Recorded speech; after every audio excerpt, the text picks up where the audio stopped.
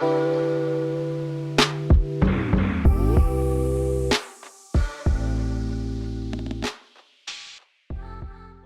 to episode 2 of Shooting the Breeze. Tonight we are joined by a mutual friend, Garry, who is co-founder of Carluke Charity Football Club, and he does absolutely amazing charity work all over like the Glasgow area. So I'm going to bring Garry in now and we're going to get to the nitty gritty. So please welcome Garry. Hey man, how you doing? How you doing? Well, not too bad. Yeah, man, all good. So I was just kind of explaining just there, just a brief bit about what you do, but feel free to go into a bit more detail. Not a problem. Obviously, way back in 2017, one of my close mates was diagnosed with multiple sclerosis. So we just thought, you know what, we're going to do something for this. It might not be anything big, but if we can do a football game, even raise a couple of £100, it goes to something. It's a wee start. So we thought to ourselves, right, we'll do a football game over at the Palace grounds in Hamilton. So that was for the MS Trust. Just literally a last minute thing. We had about 2 weeks notice for it. I think maybe had about 20 people turned up, but it was awareness at the start of the day, and ever since doing that, it kind of gave you a hunger. Like, if you can do that within a 2 week period, what can you do if you actually plan ahead and do different charities all the time? So it's a big wake up call, and I've never looked back. I can imagine, man. And as you said, with just 2 weeks' notice, and you managed to pull it off. How much did you raise for that? I think that it was only about £200-300 we got, but that was within maybe like 2 weeks' notice or something. See, you say like only 200-300, man. Like it's nothing, eh? It's a solid effort, man. It's a solid effort. Like I've got my diploma in events management, so like I know the stress of events, man. And with 2 weeks' notice, you've done absolutely cracking. So what gave you the bug to carry on? Just like obviously like, people around about you, like there's people's struggles, there's people obviously losing family members, losing friends. You don't really know what people are going through and stuff in that. So like when you take a step back, look at the bigger picture, like is there people trying to do this, people trying to do that, trying to raise awareness for this and be there to help people that are struggling and stuff in that. So it's just a mixture of different stuff. Yeah, man, I totally agree. I think it's like, on the surface, everybody looks like, everybody walks about with smiles and that on a daily basis, but you just didn't ken, eh? You don't know what's And it's underneath. exactly that. And it's always good to have like something there Yeah. to look forward to almost. So going kind of like leading on for 2017, as you can Yeah. remember, back in 2019-20 when COVID hit, man, that was a wild time. Yes, scary time. Mate, the world just completely shut down, man. Yes. Was there ever during a time where you just thought, well, everything's quite uncertain, just nobody knew anything. Like, did you ever think about kind of continuing or calling Yeah. It was one of the ones that we were just starting to like get a kind of a bit of a backing behind us. Aye. We were currently 2019. That would have been we were doing a campaign for the Beatson Cancer Charity. We got through our majority of our campaign, and at the end of every campaign, we do like a big fun day. We do like a day event with a charity football game. We get a lot of the ex-pros come in and stuff in that. We get a lot of local businesses involved, the market stalls. We get local singers come in, bouncy castle companies. We got all that booked up to try and make it a big family fun day. But obviously, because the world shut down, basically everything just came toppling down. You get everything booked, then you're getting told you can't do this, you can't do that. Event was cancelled for 2019, so you're then hoping that everybody that you had booked in was going to be available for 2020 to try and pick back up again, but you don't know how's the world going to be. Are you going to be able to do the things that you had planned in? It was, but then you're at the same time you're thinking about the charities. Are we letting this charity down? Obviously, if it's in your head and all that, and aye. scary. Even though I mean, at the end of the day, you knew that it wasn't your fault. There was nothing you could have literally done, but because you're the kind of person that you are, like I kind of like know you outside here, there, like you're a decent guy, you're a compassionate person, so you've always got that in the back of your mind that shit, there's these charities that needs the funding, the awareness, and they're not getting what they need, But man, that was such a wild time, Very scary. How did like during that time affect you personally? I think like everybody else, it was very difficult. Obviously, I've got a wee boy and stuff in that as well. But it was literally kind of during COVID that me and the mum kind of split up and stuff in that as well. So you're dealing with the charity stuff, then all that and the other side of it. Obviously you're worried about your friends and family and that as well. What's going on with COVID and stuff in that as well. So I don't think anybody really knew how to take it at the time.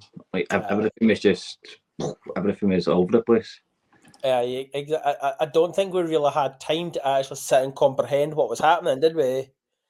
It was absolutely bonkers because, like, everybody's favourite kind of forms of entertainment was just stopped, and it was an absolutely mad time. So after COVID, when was like the first event back? We managed to get back when COVID would have ended. Would that have been the summer of 2020 or 2021? We managed to come back I think it was. Aye. to do our event for the Beatson. All right. Okay. So thankfully, everything that we had kind of planned there, with a few kind of like alterations, but we managed to still put on the event, like the day event we had planned. We managed to get a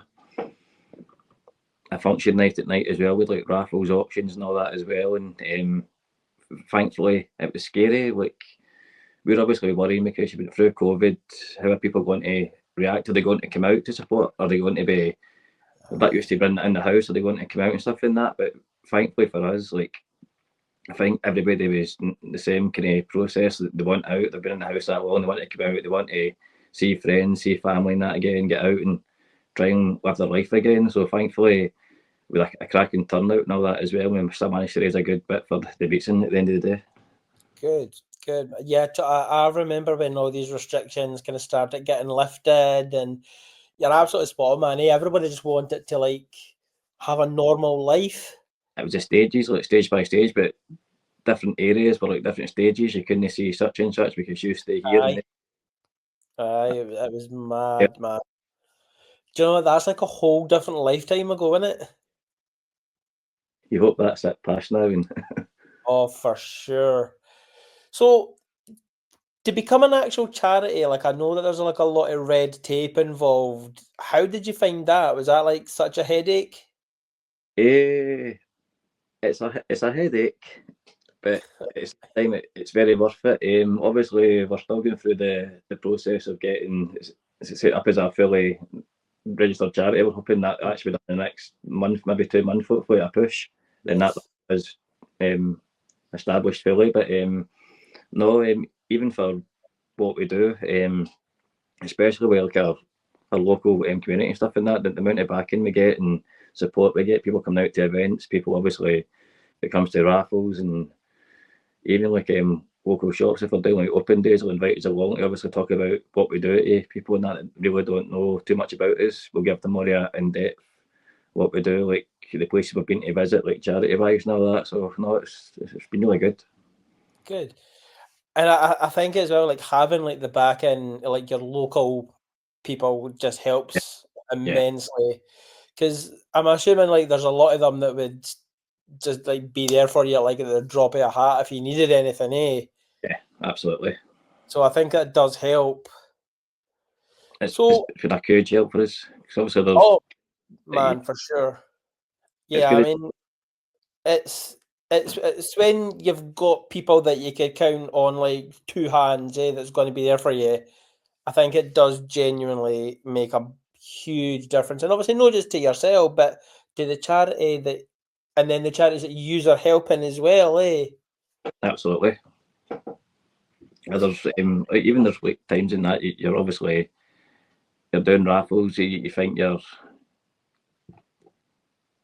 think you've got everything. You think yourself, no, I've not got this, and without a doubt about it, within maybe 5-10 minutes, you've got a text for somebody, an email for somebody. Oh, do you need this? Do you need that?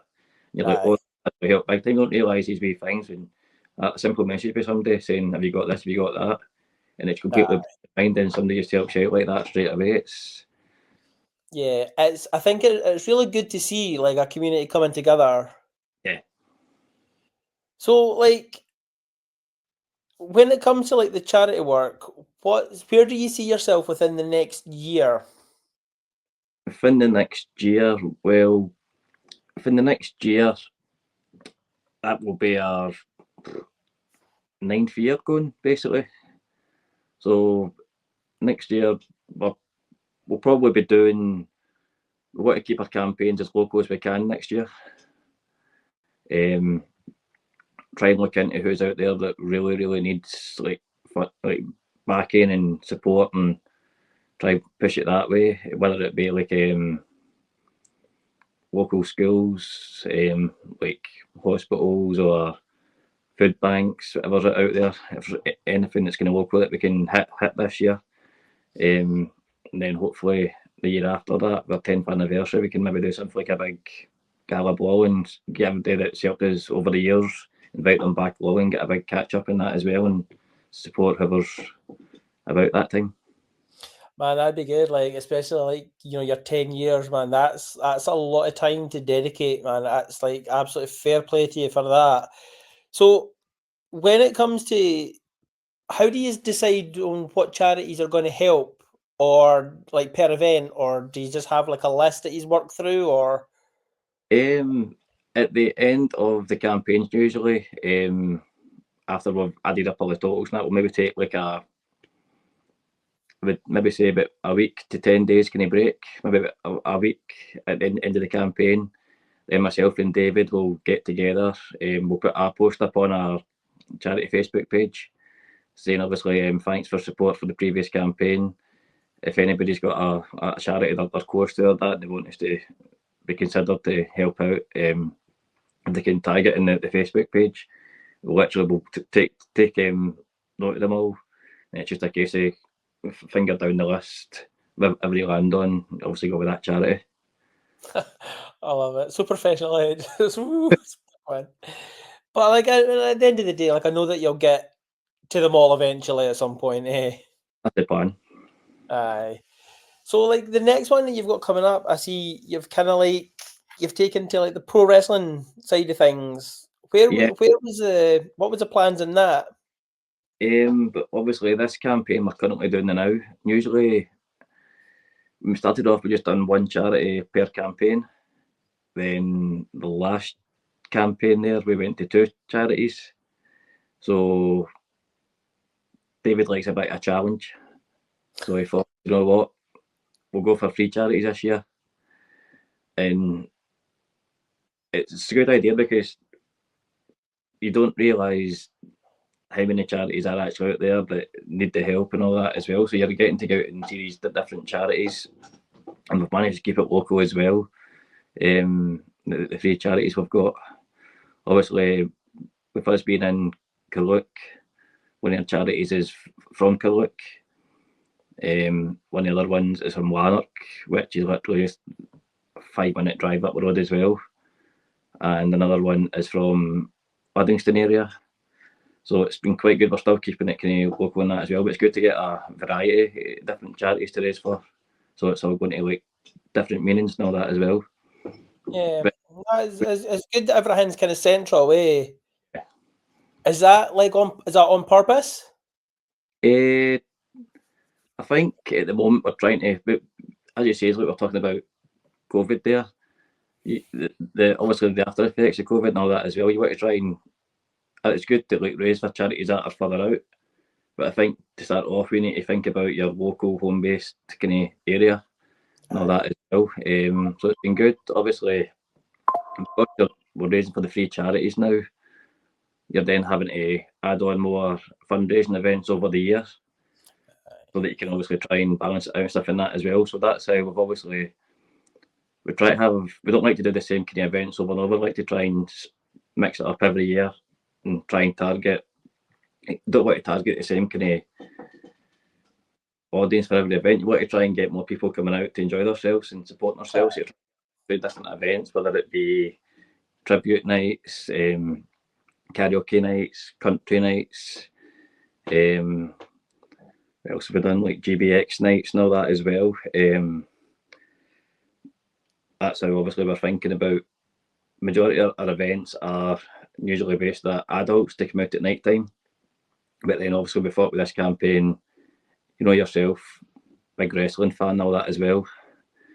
If there's anything that can bring families out together, it's a wrestling show. Oh, 100%. 100%. Because, like, you know, everybody at one point had a granny that used to go to the wrestling back in the day, the giant haystacks and all that, you know. So, I mean, yeah, like wrestling itself, like, it's like lineage, and that goes back, you know, everybody's grandparents' day. So, yeah. So, the company that I see you're using is Valor. Do you want to tell me a wee bit about them? Yeah, obviously in the last maybe 6 to 8 months, maybe just over that, maybe I've obviously started following Valor Wrestling. Chris Forbes, obviously part of that, and obviously we've got the W3L with Mike Musso. So thankfully, at one of the Valor shows at the Grand Old Opry, managed to get a chat with them after the event. Obviously explain the work we do for charity and stuff in that, and after I wouldn't even say like a 5-minute chat, it was literally done, signed that they wanted to get involved with us. And it just shows you the fact that you're speaking to like promotions and that as well, and they can see the work you're doing and they want to get involved, and it makes it like very rewarding that you're obviously doing all this work, building it up, and then you're asking people to get involved with you, and straight away they're wanting to.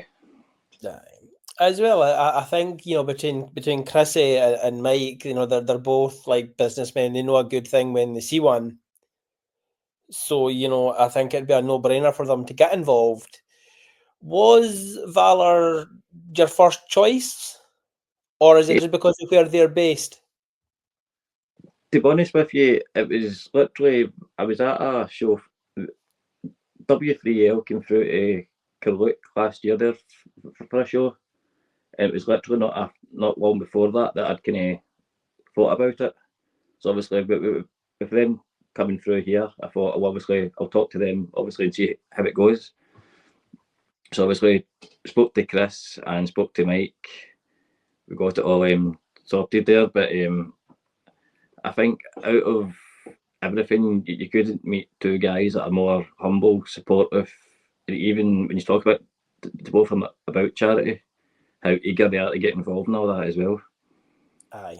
I mean, that's the thing here, is like knowing Chrissy and Mike the way that I do, it's, yeah, they're going to benefit as well. You know, they're going to get their name out there, but, you know, ultimately I could safely say that they're doing it for the charity. They're not doing it for themselves. And that's I think that's quite refreshing, I think, in business, to be fair. You know, like most businesses, you know, they're always concerned about turning profit and things like that. But for them to give back, I think that's quite a rewarding situation all round. So have you finalised the card for it then? Our card is locked in and all ready to go now, thankfully. How has that been? Have you taken anything to do with that, or has that been all Chrissy? Most of it's been Chris, basically. Yeah, there's been a couple of things obviously he's going to put up in that, and I've like tried to ask this and that about it and stuff in that, but no, between Chris and Mike for the amount of support and for what they've put into this charity event for us, like you can't thank them enough for. And I don't know if you've seen the match card over social media and stuff in that. Like, there's some right good match. Yeah, and again, like any time that, like, you see looking sharp on a card, you know that you're going to get entertainment. Yeah. And good bloody wrestling. Yes. So yeah, I mean, you can't go wrong with that. So, like, you mentioned that you've got, like, your partner in crime. Did you say his name was? David Goodwin. David. What part has he played in all this, or because it's wrestling, has he just left that to you? If you know David, he'll be very honest with you and tell you that he's not a wrestling fan at all. But He will be by the time the show's finished. I have noticed in the last few weeks, of course, the event's getting that. You can tell I think he's ready to get in that ring. See, there you go. Whether that's for me, I don't know, but yeah, there's an event for next year. I mean, here, like, then, I mean, do you know what? Like a wee charity boxing match between you two? That's the look. Yeah, that's a money maker, right? Don't want to be ruining that. So, like, you were saying that you kind of want to do these, like, different kind of events, Yes. because you want to do the same old. To you, what is, like, the best event that you could put on? Like, what's the dream event? To be honest with you, I think at the moment what we do to conclude every campaign, as I was saying earlier on, we do the big fun day and stuff in that. I think, like, majority of our events, as I says, it's kind of nighttime events, like based at adults, where you can't get full families together to enjoy it. Yeah. But in the end of the campaign, if we're doing a day event, you're then getting the full family can come out. They can obviously enjoy the football game, enjoy the weather if it's good, enjoy the market stalls, bouncy castles for the kids, can get their face painted. We've got singers, dancers, they can enjoy all that. And then obviously they can come along at night and part of the function event as well. Yeah, so there's always something for everybody, yeah. And I think that's kind of what you want to do, as you do want to, like, as much as you want to, I mean, like, we all know that kids are probably, like, the biggest spenders at these events. We do want to cater to the adults as well, because they're the ones that have to bring the kids. So if you can have something that, everybody leaves happy, and, like we just touched on with the wrestling side of things, it's nothing screams family entertainment more like a pro wrestling show. Yeah. And is that the kind of avenue that you want to continue to go down, or do you think you might go back to, like, the adult side of things, or do you want to stick with the family? No, we've had discussions and stuff in that, and we will be going for both. Because at the end of the day, like, for us at the charity, we're all about having families and friends and that, obviously making memories, get out enjoying themselves, and then going back and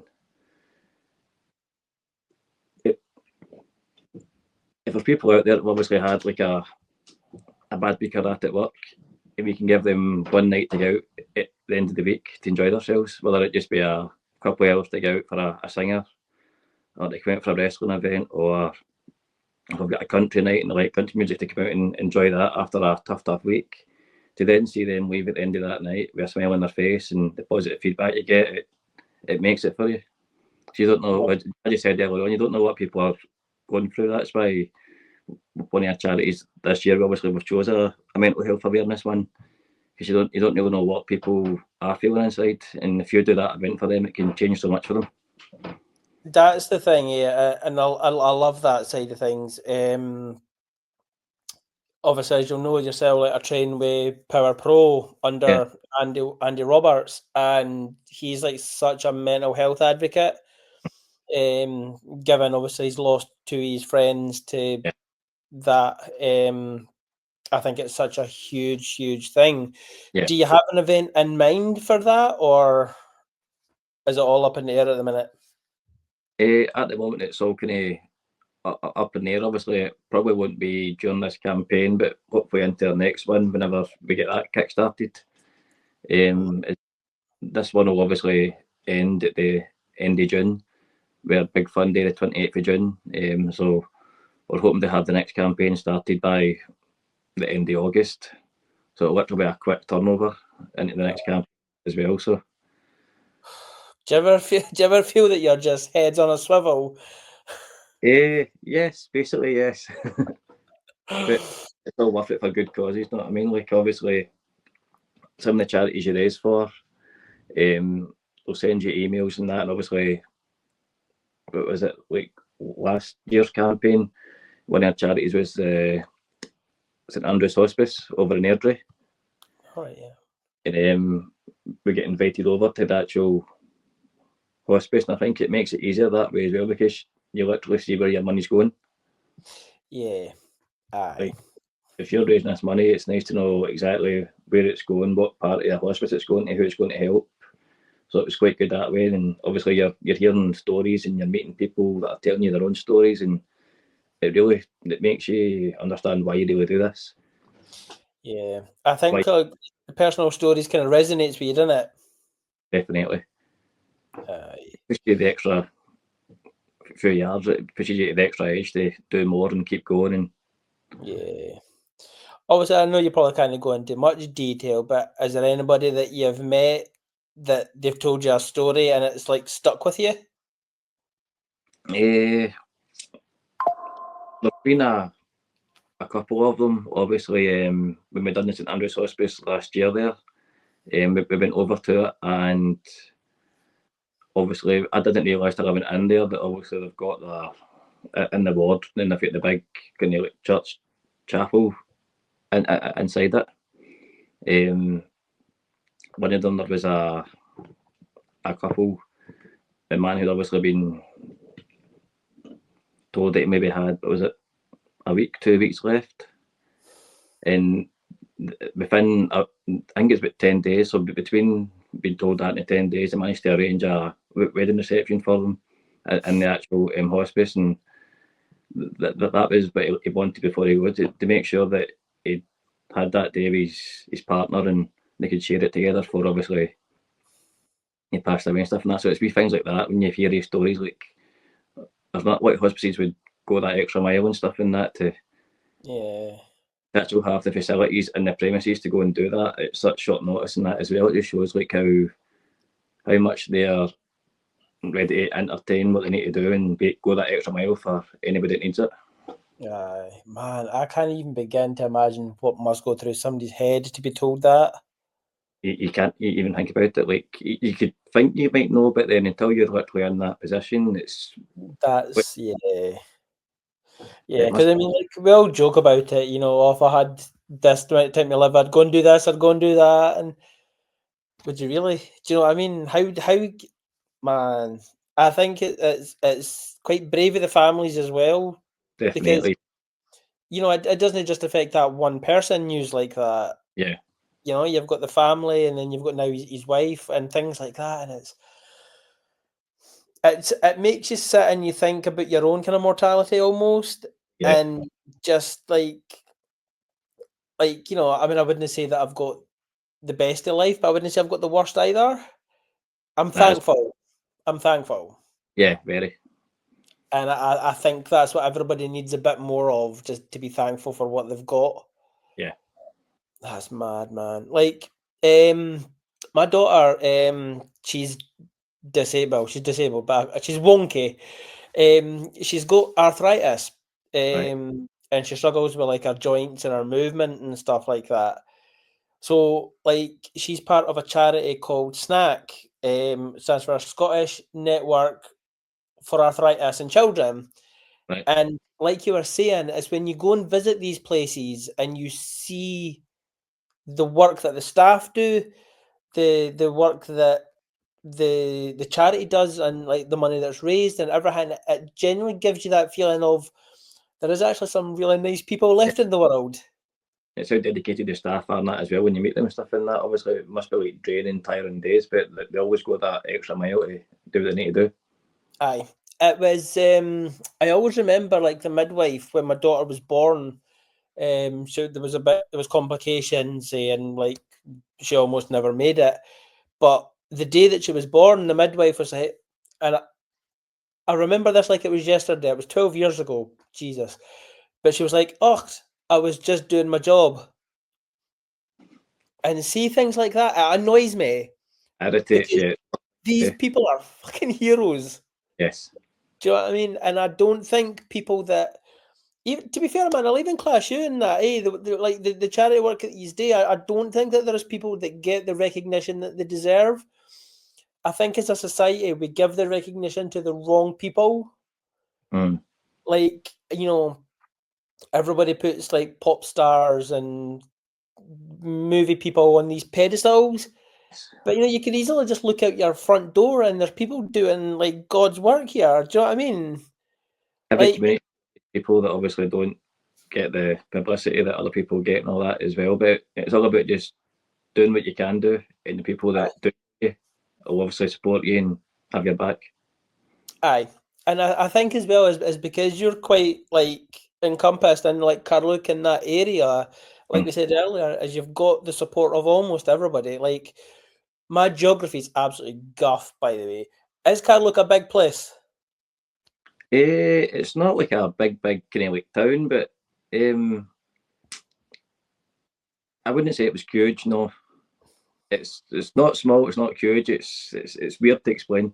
So it's kind of like everybody kens everybody's business before it happens, kind of thing.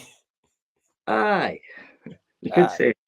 But on the flip side, though, is everybody kens everybody, and that could also be a good thing. It's like as you said, if you need something, you're getting these texts and things like that. So it can be a good thing, I suppose. Going forward, where does Garry see his place in the charity within the next couple of years? Probably doing the exact same thing, but try to push higher and higher every campaign. The more charities that people come to us with, the more we can obviously try and do our bit for. There's not any charity that we get obviously asked about, we will 100% consider it and we'll look into it. And if we can fit it in, we will do what we can do to help that charity. Because the way me and David are both, we wouldn't do this stuff if we weren't passionate about it. Obviously, like there's a lot of charities out there, food banks, everything that need help out there. And anything, if we can do anything to help them out, we will fit them into a campaign and we will do what we can do. Aye. So, like, you use social media quite a bit. I mean, I think we could both agree here that even maybe 5-6 years ago to now, social media has just absolutely it's daily lives now. As I don't think we can escape it. How do you guys use your social media, and what platforms are you on? At the moment, we are on Facebook, Instagram, and we have not long started on TikTok. But Man, we'll stick to the Facebook and Instagram mostly, I think. But TikTok, we're starting to get there with it. But we're not the brightest for obviously all your TikToky stuff on it. But majority stuff goes through our Facebook page. Like 9 times out of 10, it's all through our Facebook. I like it. To be fair, I think Facebook is one of those kind of like, it's like the OG social media. It does let you down. Like, I mean, even just how far it's come within the last couple of years, I think I don't know anybody that isn't on Facebook. Mm. Do you know what I mean? So I think it's only going to get bigger. But on the flip side, though, do you think that social media is also like a negative tool? I think it all depends on the person and how they look at it themselves, what they're going through at the time in that as well. Like if they struggle with stuff like mental health wise, then maybe sometimes it's not the best place for them.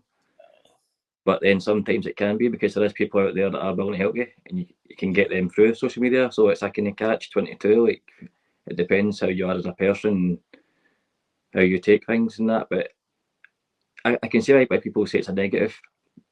But then it's one of the ones you flip the coin either way. And Yeah, I think it's like most things. It's everything in moderation, almost. Yeah. Because obviously, like, again, like there's been a few. Like you'll remember back in 2020, I think it might have been that female wrestler Hannah Kimura, Mm. that she was getting badly cyberbullied, and she did what she did. And for me, and I don't know your thoughts on it, but as a parent, what's your thoughts on the social media side of things for kids? to be honest with you, I don't think kids should be on it until they're at least 16, 18. I don't think it's the kind of place for kids at times. Yeah. Especially with the likes of bullying. If you're getting bullied at a younger age, you see it a different way. You don't know how to take it, react it. Sometimes you don't want to speak to your parents and that about it. So I do think it would be better if there was a certain age limit before kids could actually be on it. And I think as well, it's like, as I say, like my daughter has just started S1 in high school, and oh Jesus, kids can be so cruel, man. It See, literally gives me the fear, eh? you think as well, like you think when you were at school, like you seen how bullying was and stuff and that, but it seems to have come on now, and it's crazy now the way. Oh, 100%. And again, it ties in, I think, with everything in the mental health aspect as well. Like kids, I do want to say kids get ignored in regards to mental health, but I don't think it's as prevalent with Yeah, kids as adults. And I think as well as, again, like when we were at school, you had the stress of the exams and like all that. But now you throw social media on top of that as well. It's frightening. it's crazy as well. Like obviously, maybe in the last 6 to 10 months, we maybe had maybe 3, 4 people obviously messaged our Facebook page and that, obviously saying they're struggling with stuff and that. And even though I might not know a lot about stuff, I'll still take the time. I'll go out and meet them. I'll go a walk with them, go for a coffee with them as well. Because that might be all they need. They might just need somebody to kind of talk to and know that somebody's willing to listen to them, that as well. So it's good having the Facebook page and that as well, because people are contacting us. We can go out and meet them and all that as well. So it's both ways. Yeah, I think it certainly does, and I think as well, like you said, it's how you use the tool Yeah.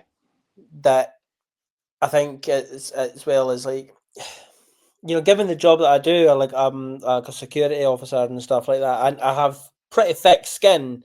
Mm-hmm. I've been called every name under the sun, and it genuinely doesn't bother me. Mm-hmm. But to other people, that might not be the case. Exactly. Do you know what I mean? And the fact that you're doing that off your own back, you're going to meet up this person and having a coffee and just listen. Sometimes just listening That's all it needs. Yeah. is all they need. Eh? With a start for them to then go and speak to somebody that's maybe higher up that knows more about it, because of they've met somebody else, they've listened, so they think, well, maybe people will listen to me. And they'll go to the next step, and they'll go to the next step, and before you know it, they're happy the way they want to be. Aye, I mean, like I've had my own struggles in the past with mental health and intrusive thoughts, shall we say, and things like that. But I think the bravest thing anybody can do is actually just reach out. That's it. But it's where to. That's the Yeah. kind of thing. But Reaching again, out. yeah, again, like the social media side of things can be, if the information is out there, then it's finding it. Finding the right one that listens to you and that as well. Well, exactly that. So you're coming up for your 9th year. This is our 8th one now, so the one will start in August will be our 9th one. Coming up for 9 years, man. Did you ever think that it would ever grow into what it is? Like when you sat down and you thought, this is what I'm going to do with the charity football match, Mhm. did you think 9 years later you'd still be? Was that ever the goal? I think way back then, because obviously you've done it as a one-off thing, it's not in the back of your mind. You're trying to help that one charity at that time. But then when we started raising for like different charities every year since that, obviously we'd raised for the likes of McLellan Cancer, Glasgow Children's Hospital, the Les Hoy Foundation.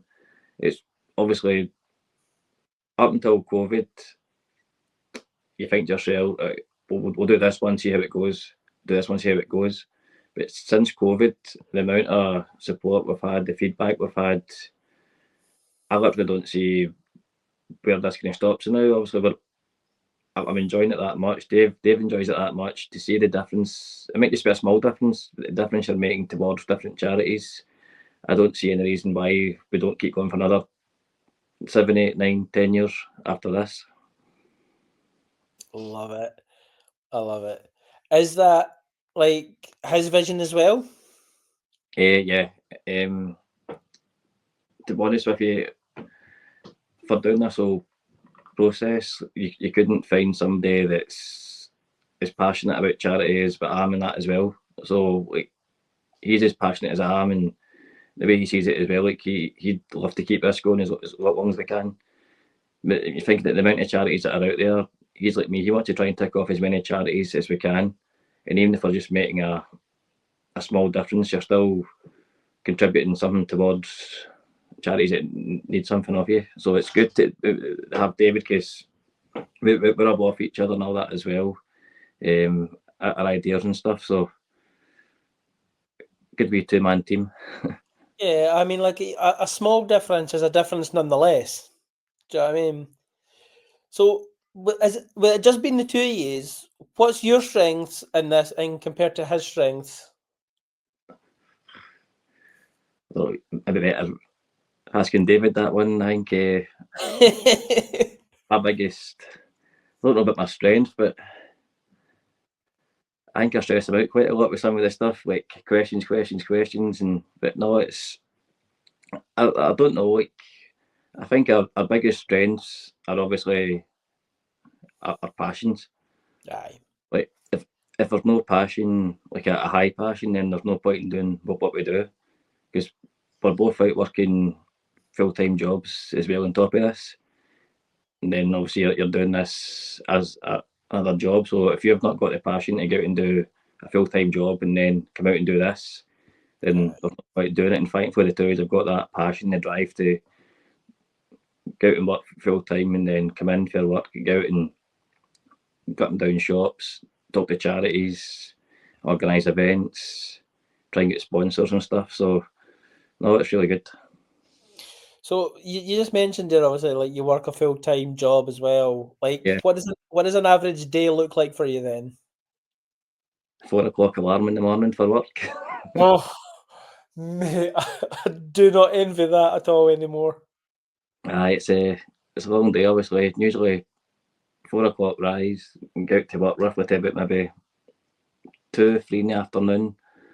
Home, bit of dinner, then obviously you're out trying to get charity stuff sorted. You're either on the phone to places or sending emails or going round shops, going round venues to get bookings and stuff and that for events. Try to contact acts to try and do a charity night, so it's kind of never ending. So a lot of late nights and early mornings then. No, not very much sleep. I was going to say, and Yeah, obviously, like you're juggling like dadhood as well, man. I mean, tip of the hat to you, man. I know that it can be quite. I know that it can be quite stressful, but I class myself as lucky. Like my daughter's at the age where she doesn't really need yeah. kind of much. Nah, no, it doesn't know that she doesn't need attention, but you know what I mean. She's happy with just like I'll stick like the other day there. I just stuck raw on and gave her a tea, and I was like just doing my own thing, and she was happy as a pig in shite. But like, how old your wee mum? It was 5 in November there, so that's him in primary one now at school. See, so the good thing is again is you could do things within that school window, eh? Well, that's the thing. Obviously, it's just really at the weekends and that. Obviously, same as well. Because obviously, he's in Glasgow for school and that, so it's a wee bit hard during the week as well. But no, always at the weekends. Obviously, for charity stuff on the weekends, I've still always make a time in that, and your boy's your boy, and that's it. You'll always make time for your son and your family, and you've got in the world. 100%, man, without a doubt. So what's just trying to think about how to put this. If you could pick one charity to do events for from now until the next couple of years, what would be the one charity that means more to you? To be honest with you, well, that's one thing I've never really thought about. I've been that busy, obviously, raising for every other kind of charity and that. I've not really had the chance to sit down, but if you give me a couple of weeks, I'll get back to you with answers for that question. Because obviously, like, I know that, at some point, like, we all maybe know somebody that's like had cancer or like the mental health side of things. So I think for me as well, is I always look at the lesser charities, if that Yeah, makes sense. don't get the backing and the support. And Aye, because like, again, like with respect to Cancer Research UK, everybody in their dug that's raising money for cancer goes for them. But there's probably like smaller ones that are within your local town and things like that don't always get the help. yeah, that's So, it. so do you think that's maybe the best thing for people to do is if they want to support a charity is look into your local town? I don't see any reason why you wouldn't. No, I think if you're going to start something, the best thing you can do is if you keep it local, you'll get supported by local. If you want a local community, if you're bringing a community together, if you can show them what's happening in your local community itself, and they can see who needs this support, who needs that support, people will come out and help you if it's local. I think it's a big risk to go out with and then expect people still to support it. Because I mean, like you see all these, like again, me and my daughter were in Glasgow the other week. There, she loves it through there, and see the amount of people with these clipboards, man. Jesus, it's like I just want to get from one end of Sauchiehall Street to the other. Let me be. And again, I understand that these people have got jobs to do and stuff, but I think that sometimes they can be a bit, gung ho in their approach, kind of thing. I think sometimes people, if somebody says, if you ask somebody something and you turn around and say no, that should be it. Don't keep questions or pestering or try to twist it in a way that just somebody's not going to do it. Like same with us at charity, if it's somebody's not wanting to donate or they're not wanting to get involved in that, then we'll shake hands, appreciate, don't want to get involved, and we'll move on to the next thing. And that because not everybody's the same. You need to realise that people have got different mindsets and different outlooks and stuff in that as well. Yeah, that's the thing as well. Is like for me, a lot of it comes down to not even really affordability. For me, as it comes down to like I would want to support all the charities that I can, but financially, we just can't. Absolutely, try to get the So back. I think it kind of goes to what I was saying about like for me, it's like I'll do what I can to support like the arthritis charity that my daughter's a part of because it means to me. Do you know what I mean? So I think people just kind of have to find their own kind of thing, like their own charity to support. And again, it's like staying local. Like, do you think going onto social media and just typing in local charities would bring anything up, or? It should, but what you'll find as well is there is local charities that they don't seem to have like social media and that unless you know somebody local that knows somebody that works with such and such. A lot of them you won't really find out that way, but I do feel that if you have got a local charity and you want people to obviously know who you are in that as well, even if it's just a quick one page Facebook page with a bio, your logo, who you are, people are going to get back to you and ask questions. Who you are? Can we help you? I do feel it's a good thing to do. Like if you've got a local charity, try and get yourself out there, or even hand flyers around doors, let people know you're there. People can support you. Yeah, I mean, again, and you're probably no need anybody with a clipboard out in the street, eh? None Carluke, you don't know. Oh, well. So, Valor Wrestling is this Yeah. Saturday. Saturday the 8th, yes, this Saturday. Give it one more big plug. VIPs are all sold out. We had 100 tickets to sell. We are now down to the final 10 tickets for the event. That's banging, man. Which is, wow, it's blew my mind. Obviously, the first time putting this event on, it's the first time ever, and the feedback's been outstanding. For the local community and that as well. And even there's people, the likes of Fiona, Suzanne Rust and all that, like, they're literally travelling from way out their way through to Carluke. Which shows the backing that people are giving us and that as well. Even the likes of getting raffles and auction prizes and all that for the event that we're hoping to get up advertised the next couple of days and that as well. So it just shows, like, even for like Mike and Chris and even some of the wrestlers not getting involved, like say Daisy Jenkins, Stone Malone, Yanni Slav and all that. The fact that these guys are getting on board with us and coming along to help out for free valuable charities, it just shows that the people have got the right hearts and to give up any time they've got to come and do this for us. Yeah, I mean that's the thing. It's kind of like what we were saying earlier. It's like it's knowing the right people. Yeah. But it's knowing the right people that feel the same. Yeah. Do you know what I mean? It's all very well, like, like, I mean, in my time, like, I did many charity wrestling shows, and it was just because, it was a gig at the end of the day. Uh-huh. But at the same time, it's like, these guys are doing it because they want to. Yeah. Not because they feel obligated to. It's because they want to. Yeah. And I think that's going to show in the performance, especially like, and like knowing Daisy the way that I do. You've probably seen Daisy live before, eh? Aye, she is super, super good, man. Honestly, the sky's the limit for that lass. Oh, definitely. Really. Aye. So give us a final rundown of the card then, if you can remember it. Your VIP match will be Sean Moran, the ref. He is in action. We've got 7 matches all in, I'm sure it was. We've got a non-title match for the W3L Heavyweight Championship between Mike Musso and the champion Luke Aldridge. Luke King Sharp will be taking on Johnny Presley. Who else have we got?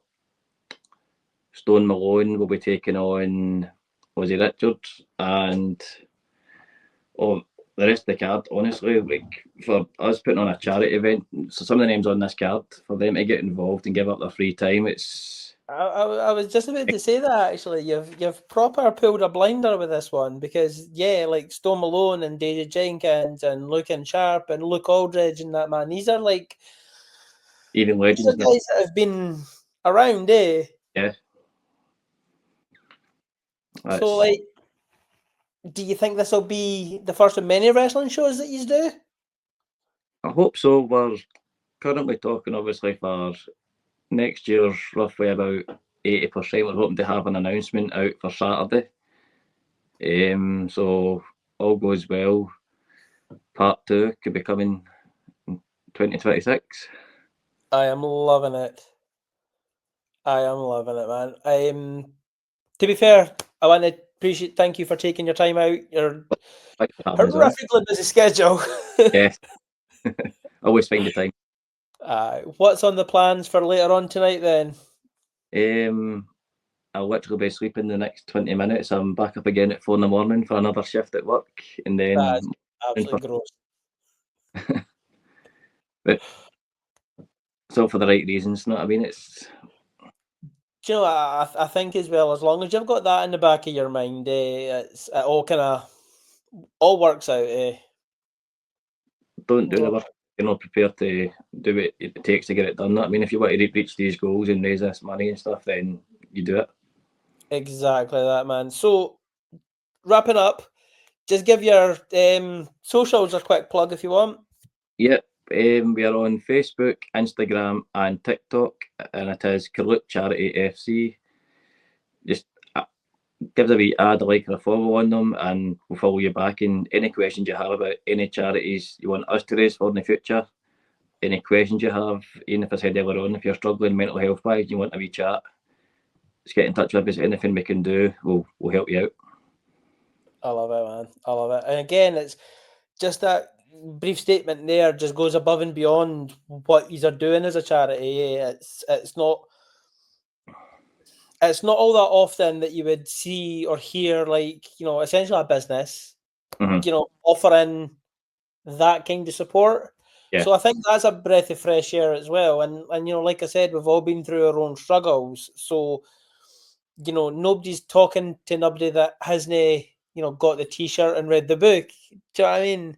That's it. So I think that certainly helps. But anyway, again, man, thank you so much. Thanks for having us on. Absolutely no worries. I will catch up with you probably after the show to see how it's gone. Yes, I'll fill you in. I'm sure you will, man. But for now, Gary, thank you again, my man. I will catch you down the road, my brother. Thank you. Take care. See you later, my man. Well, that was Garry McLellan there from Carluke FC. Man, Gary is such an absolute belter of a lad. I can't say anything other than nice things about him. The passion that he's got for the charity, for helping people, man, he's just an absolute, such a nice guy. But anyway, that was episode 2 for Shooting the Breeze. That was Garry, co-owner of Carluke Charity FC. We will be back soon, hopefully. I want to try and get as much content done as possible. But anyway, lads and lassies, that was it, and I shall see you down the road.